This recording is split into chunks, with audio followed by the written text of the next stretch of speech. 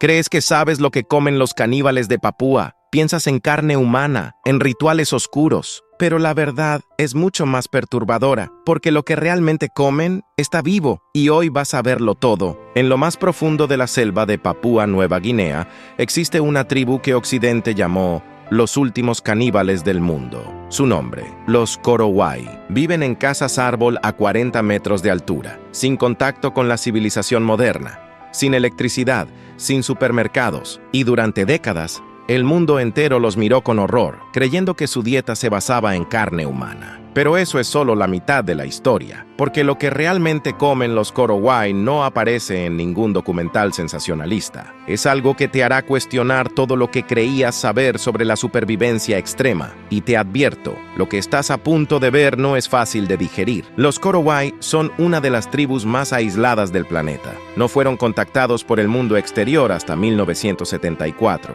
Viven en un territorio donde la selva lo devora todo, donde cada día es una batalla por sobrevivir.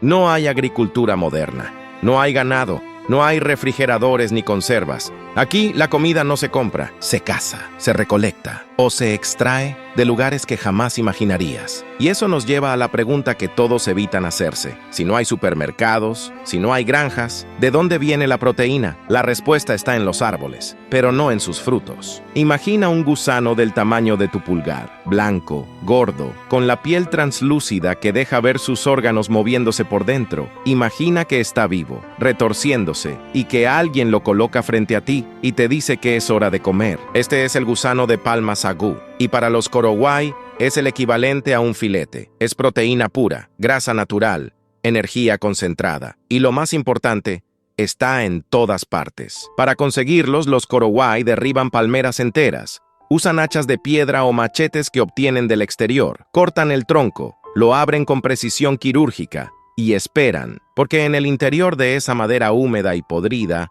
las larvas del escarabajo del sagú ya han comenzado su trabajo. Se alimentan de la pulpa de la palma, crecen, engordan y en pocas semanas se convierten en bocados del tamaño de un dedo. Los Korowai los extraen uno por uno, con las manos desnudas, sin asco, sin dudas, porque para ellos esto no es comida extraña, es supervivencia. Y ahora viene la parte que la mayoría no puede ver sin apartar la mirada. Los gusanos se comen crudos, vivos. Algunos los mastican directamente. Otros los presionan contra el paladar para sentir cómo explotan. El sabor, dicen los antropólogos que lo han probado, es cremoso, ligeramente dulce, con un toque a nuez. La textura, bueno, eso ya es otra historia. Pero los Korowai no solo los comen crudos, también los asan, los envuelven en hojas de sagú y los colocan sobre brasas. El gusano se cocina lentamente, su piel se vuelve crujiente, su interior líquido, y cuando muerdes uno asado, la grasa explota en tu boca como mantequilla caliente. Y aquí está lo que nadie te dice en los documentales de National Geographic. Estos gusanos no son un capricho, son necesidad absoluta. En un ambiente donde la caza es impredecible y las frutas escasean durante meses, el gusano de sagú es la garantía de que no morirás de hambre. Es seguro, abundante y está disponible todo el año. Un solo tronco de palma puede contener cientos de larvas, suficiente para alimentar a una familia entera durante días, y nutricionalmente son casi perfectos. 60% de grasa, 30% de proteína, y ricos en calcio y hierro, más completo que muchas carnes que compramos en el supermercado. Pero espera, porque aquí viene algo que te va a hacer replantear todo lo que pensabas sobre estos gusanos. Los científicos que han analizado su composición nutricional descubrieron algo sorprendente. 100 gramos de larvas de sagú contienen más proteína que 100 gramos de carne de res. Tienen más grasas saludables que el salmón, y su perfil de aminoácidos es casi idéntico al de los huevos, considerados la proteína perfecta por los nutricionistas. Estos gusanos que nos parecen repugnantes son, desde un punto de vista biológico, superior a casi cualquier alimento que tengamos en nuestra dieta occidental. Y los Korowai lo saben, lo han sabido siempre. Pero los gusanos no son lo único. Los Korowai comen escarabajos, enormes, del tamaño de un ratón. Los atrapan de noche cuando salen a alimentarse. Los asan sobre fuego directo hasta que el caparazón explota, y luego los devoran, empezando por el abdomen, donde se acumula la mayor cantidad de grasa. También comen grillos, cigarras, hormigas gigantes que muerden con tanta fuerza que pueden atravesar la piel humana. Las colectan por docenas, las envuelven en hojas y las cocinan al vapor. El resultado es un bocado crujiente, salado, con un sabor que los occidentales que lo han probado comparan con el tocino ahumado. Y luego están las larvas de otros insectos, larvas que viven en los árboles en descomposición, larvas que se encuentran bajo la corteza, larvas que crecen dentro de frutas podridas, cada una con su propio sabor, su propia textura, su propio valor nutricional. Para los Korowai, la selva no es un lugar hostil. Es una despensa viviente, y saben leerla mejor que nosotros leemos las etiquetas de los productos del supermercado. Déjame contarte cómo es un día típico de recolección para una familia Korowai. Antes del amanecer, cuando la niebla todavía cubre la selva como un manto blanco, los hombres descienden de sus casas en los árboles. Llevan consigo hachas, recipientes de bambú y un conocimiento transmitido de generación en generación sobre dónde buscar. No van a ciegas. Conocen cada árbol, cada tipo de palma. Saben cuáles están en el punto exacto de descomposición para albergar las larvas más gordas. Saben cuáles palmeras fueron derribadas hace 3 semanas y ahora están listas para la cosecha. Es una ciencia exacta disfrazada de intuición. Cuando encuentran el árbol correcto, lo derriban con golpes precisos. El sonido del hacha contra la madera resuena por kilómetros en la selva silenciosa. Una vez en el suelo, abren el tronco con cuidado, demasiada fuerza,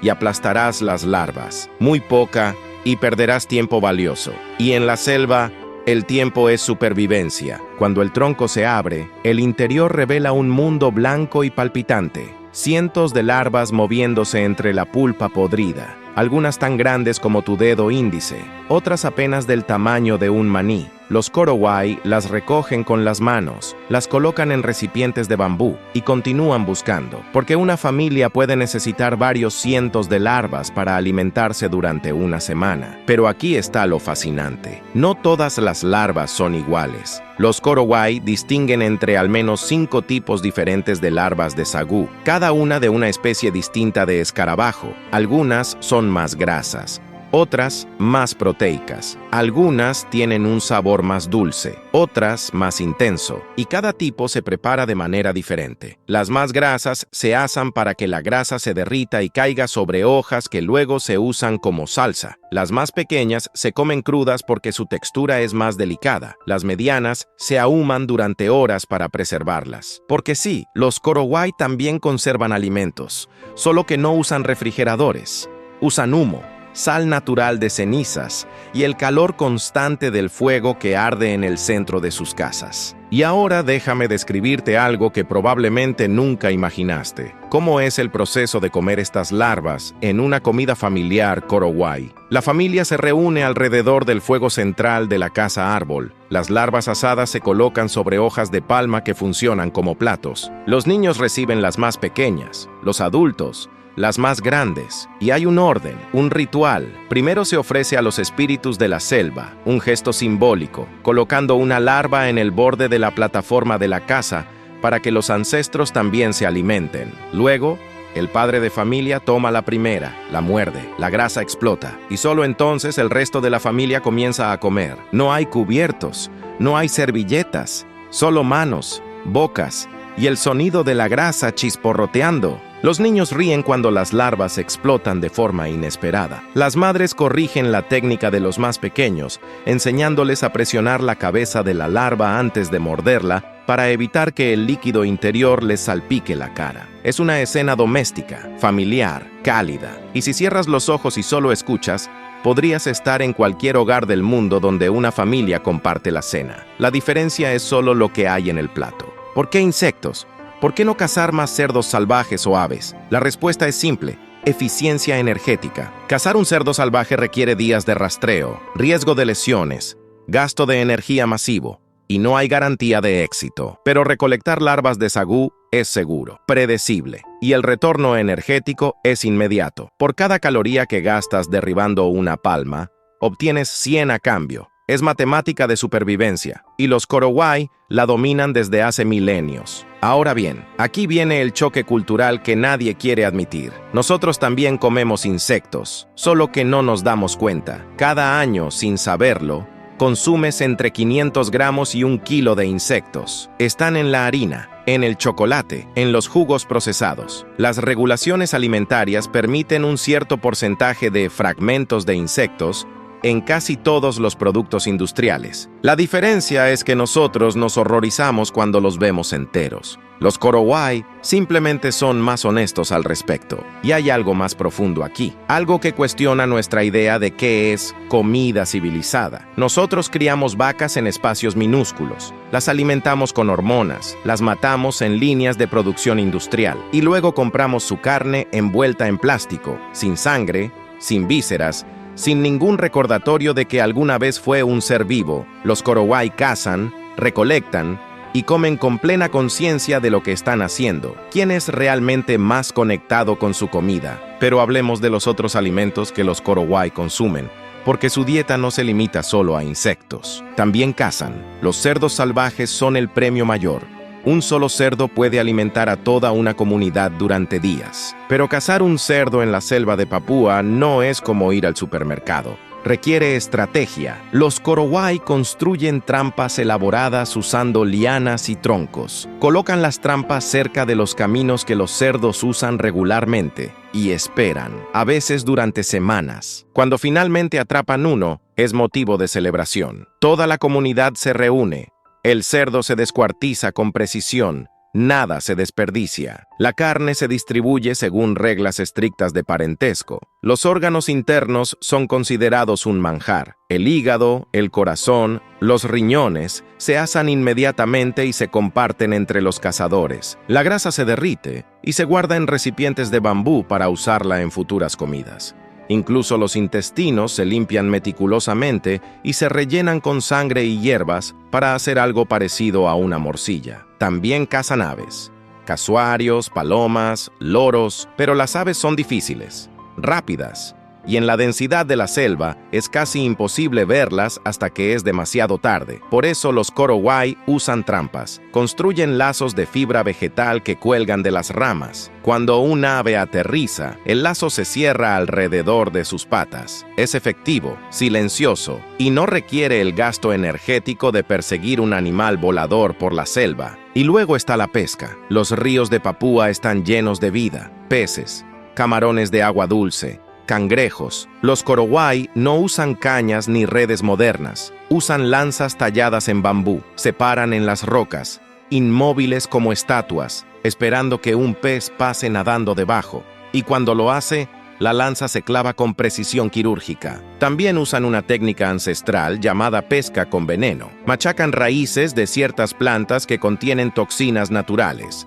Vierten el jugo en remansos del río. Las toxinas paralizan temporalmente a los peces que flotan a la superficie. Los Korowai los recogen con las manos. Y antes de que pienses que esto es cruel o destructivo, debes saber que las toxinas son biodegradables. Se disipan en horas. Y los Korowai solo pescan lo que necesitan, nunca más. Pero volvamos a los insectos, porque todavía no te he contado sobre las hormigas. Las hormigas verdes gigantes. Estas criaturas son del tamaño de tu pulgar y tienen mandíbulas tan poderosas que los Korowai las usan como suturas médicas. Cuando alguien se corta, colocan una hormiga sobre la herida. La hormiga muerde, cerrando los bordes del corte, y luego le arrancan el cuerpo, dejando solo la cabeza y las mandíbulas, que actúan como grapas naturales. Pero también las comen. Las hormigas tienen un sabor ácido, casi cítrico, debido al ácido fórmico que producen. Los Korowai las colectan de sus nidos en los árboles, las envuelven en hojas y las cocinan al vapor. El resultado es un bocado intenso,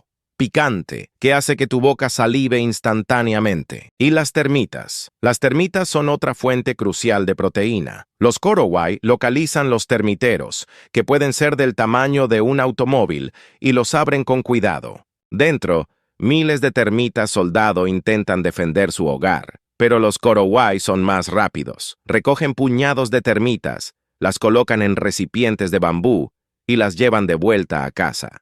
Algunas se comen crudas inmediatamente, otras se asan hasta que quedan crujientes. El sabor es nuezoso, terroso, con un toque ahumado si se cocinan sobre brasas de madera específicas. Y aquí está lo que realmente te va a sorprender. Los Korowai tienen un conocimiento enciclopédico sobre qué insectos son comestibles y cuáles son tóxicos. Conocen más de 50 especies diferentes de larvas, gusanos, escarabajos y hormigas que son seguras para comer, y saben exactamente en qué época del año cada una está en su punto óptimo. No es conocimiento aleatorio, es ciencia transmitida oralmente durante miles de años, y es tan preciso que los entomólogos occidentales que han estudiado a los Korowai quedaron asombrados por la exactitud de su taxonomía informal. Pero hablemos también de las plantas, porque aunque los insectos dominan su dieta proteica, los Korowai también dependen de tubérculos, frutas y hojas. El sagú, el mismo árbol que alberga las larvas, también proporciona almidón. Los Korowai extraen la médula del tronco,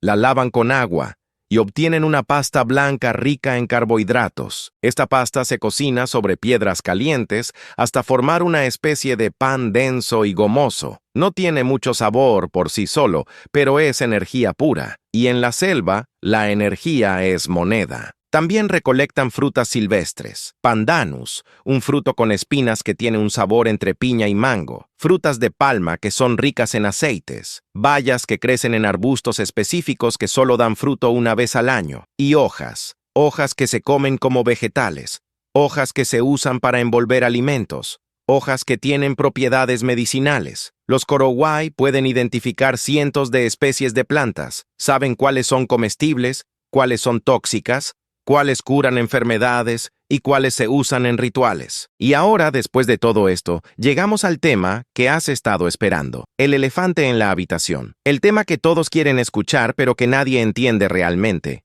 El canibalismo, porque durante años, los documentales occidentales vendieron a los Korowai como los últimos caníbales de la Tierra. Y técnicamente, hubo casos registrados. Pero aquí está la verdad completa, la que nunca te cuentan. El canibalismo entre los Korowai no era una práctica alimentaria, era un acto ritual, extremadamente raro, y vinculado exclusivamente a la creencia en el Kahua, un brujo devorador de almas. Déjame explicarte cómo funcionaba esto, porque es fundamental entenderlo para no caer en la trampa del sensacionalismo. Los Korowai creen que cuando alguien muere de forma inexplicable, especialmente si la muerte viene acompañada de síntomas extraños como demencia, convulsiones o debilitamiento progresivo, es porque un Kahua ha consumido su esencia vital desde dentro. El Kahua no es un ser externo, es alguien de la comunidad, un vecino, un pariente lejano, alguien que, según la creencia,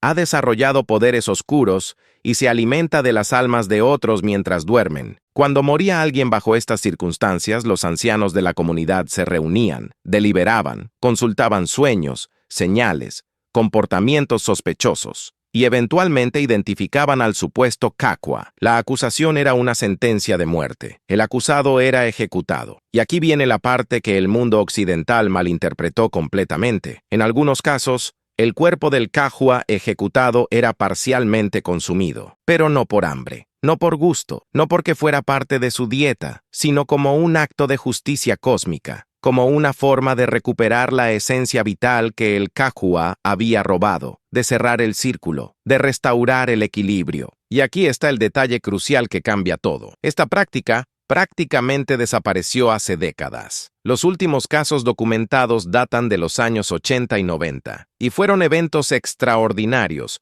no parte de la vida cotidiana. Pero Hollywood y los documentales sensacionalistas se aferraron a esa narrativa porque vendía, porque tribu que come insectos no tiene el mismo gancho que los últimos caníbales. Así que distorsionaron la realidad, convirtieron un ritual extremadamente raro en la identidad completa de un pueblo, y borraron todo lo demás, su conocimiento profundo de la selva, su capacidad de sobrevivir en uno de los ambientes más hostiles del planeta, su dieta real basada en proteínas que nosotros despreciamos pero que son más sostenibles que cualquier cosa que comamos. Y hay algo más que debes saber. Algunos antropólogos que han estudiado a los Korowai durante años sospechan que muchos de los casos de canibalismo reportados en documentales fueron, de hecho, escenificados, que las productoras occidentales pagaron a miembros de la tribu para recrear rituales que ya no practicaban, para satisfacer el morbo de la audiencia, para vender la imagen del salvaje caníbal que el público occidental esperaba ver. ¿Es esto verdad? Es difícil saberlo con certeza, pero lo que sí sabemos es que los propios Korowai, cuando se les pregunta directamente sobre canibalismo en la actualidad, lo niegan rotundamente. Dicen que es cosa del pasado, que ya no forma parte de su mundo. Entonces, ¿qué comen realmente los Korowai? Comen lo que la selva les da. Comen larvas gordas y jugosas que explotan entre los dientes. Comen escarabajos asados que crujen como papas fritas. Comen hormigas, grillos, cigarras, termitas. Comen carne de cerdo salvaje cuando pueden cazarlo. Comen pescado cuando los ríos están generosos. Comen frutas, tubérculos, hojas. Comen pan de sagú, pero sobre todo, comen proteína viviente que nosotros jamás nos atreveríamos a tocar. Y tal vez, solo tal vez, deberíamos aprender algo de ellos. Porque mientras nosotros destruimos el planeta criando billones de animales para consumo, mientras contaminamos océanos y arrasamos bosques para alimentar nuestra dieta insostenible, los Korowai llevan miles de años comiendo de forma perfectamente equilibrada con su entorno, sin destruir, sin agotar, sin contaminar. Piensa en esto. La industria ganadera produce más gases de efecto invernadero que todos los vehículos del mundo combinados. La sobrepesca está vaciando los océanos. La agricultura industrial está agotando los suelos. Y mientras tanto, los insectos, esa fuente de proteína que los Korowai han estado comiendo durante milenios, son considerados por la ONU como la solución alimentaria más sostenible para el futuro de la humanidad. Los insectos requieren una fracción del agua que necesita el ganado. Producen casi cero emisiones de gases de efecto invernadero. Se reproducen rápidamente. Y su conversión de alimento a proteína es infinitamente más eficiente que cualquier animal de granja. 1 kilo de grillos requiere 2 kilos de alimento para producirse. 1 kilo de carne de res requiere 25 kilos. Haz las cuentas. Los Korowai ya conocían la respuesta hace 1000 años, pero hay algo más profundo aquí, algo sobre la conexión con la comida. Los Korowai saben exactamente de dónde viene cada bocado que se llevan a la boca. Conocen el árbol. Conocen la larva, conocen el ciclo. Nosotros compramos carne envuelta en plástico y ni siquiera queremos pensar en el animal que alguna vez fue. Compramos productos procesados llenos de ingredientes que no podemos pronunciar y nos horrorizamos ante la idea de comer un insecto cuando literalmente ya los estamos comiendo sin saberlo en casi todo lo que compramos. La verdad es esta: los Korowai no son caníbales. Son maestros de la supervivencia. Son personas que convirtieron la selva en su hogar, que aprendieron a extraer vida de lugares donde nosotros solo veríamos muerte, que comen gusanos porque funcionan, porque son abundantes, porque son nutritivos, y porque en su mundo, la supervivencia no se negocia con el asco. Y aquí está la pregunta que deberías hacerte. ¿Qué tan diferente eres tú de ellos? ¿Comes lo que tu cultura te enseñó a comer? Ellos comen lo que su cultura les enseñó a comer. Tú te horrorizas ante sus larvas. Ellos probablemente se horrorizarían ante tu hamburguesa de carne procesada llena de aditivos químicos. Ninguno de los dos tiene razón o está equivocado. Solo son diferentes adaptaciones a diferentes ambientes. Pero si tuvieras que elegir, si tuvieras que sobrevivir en la selva de Papúa sin supermercados, sin delivery, sin nada más que la selva y tus manos, ¿podrías hacerlo? ¿Podrías comer esa larva gorda y palpitante? ¿Podrías derribar esa palma? ¿Podrías recolectar esas hormigas? Porque los Korowai pueden, y lo han hecho durante miles de años, mientras nosotros apenas podríamos sobrevivir una semana sin nuestras comodidades. La próxima vez que veas un documental llamándolos salvajes o primitivos, recuerda esto: ellos sobreviven con lo que tienen. Nosotros apenas sobrevivimos con todo lo que hemos inventado. Ellos conocen cada planta, cada insecto, cada árbol de su territorio. Nosotros no podríamos identificar ni 5 plantas comestibles en nuestro propio entorno. ¿Quién es realmente más avanzado? ¿Quién tiene el conocimiento real de supervivencia? ¿Quién está realmente conectado con su entorno? Y antes de que termines este video pensando que los Korowai viven en el pasado, déjame decirte algo. Muchos de ellos ya han tenido contacto con el mundo moderno, han visto aviones, han probado arroz procesado, algunos incluso han visitado ciudades cercanas, y cuando regresan a la selva, vuelven a comer sus larvas, vuelven a cazar, vuelven a recolectar, no porque sean ignorantes, no porque no conozcan alternativas, sino porque su forma de vida funciona, porque es sostenible, porque es lo que conocen, y porque, en muchos sentidos, es superior a lo que nosotros hemos construido. Entonces, ¿qué comen realmente los Korowai? Comen supervivencia, comen conocimiento ancestral, comen sostenibilidad, comen lo que nosotros hemos olvidado, que la comida no viene del supermercado sino de la tierra, que la proteína no necesita venir de una vaca criada en una jaula, que puedes vivir, y vivir bien, sin destruir todo a tu alrededor. Y ahora la pregunta para ti, ¿serías capaz de comer un gusano de sagú si tu vida dependiera de ello? ¿O prefieres seguir creyendo que la comida viene del supermercado sin cuestionarte de dónde sale realmente? Piénsalo, de verdad. Piensa en la última vez que te preguntaste de dónde vino tu comida. Piensa en la última vez que consideraste el impacto ambiental de lo que comes. Piensa en la última vez que te conectaste realmente con lo que estás consumiendo. Los Korowai no tienen que pensar en eso. Ellos lo viven cada día, cada comida. Y tal vez, solo tal vez, hay algo que podemos aprender de eso. No digo que tengas que empezar a comer larvas mañana, pero sí digo que deberías cuestionar tus propias ideas sobre qué es comida normal y qué es comida rara, porque al final, todo es cultural, todo es aprendido, y nada es inherentemente mejor o peor que otra cosa. Déjamelo en los comentarios. Y si este video te hizo replantear algo, aunque sea un poco, suscríbete, porque todavía quedan muchas verdades incómodas por descubrir, muchas culturas mal entendidas, muchas historias que no son lo que te contaron. Y yo voy a seguir trayéndotelas, una por una, hasta que veas el mundo de forma diferente, hasta que cuestiones todo lo que creías saber. Nos vemos en el próximo video.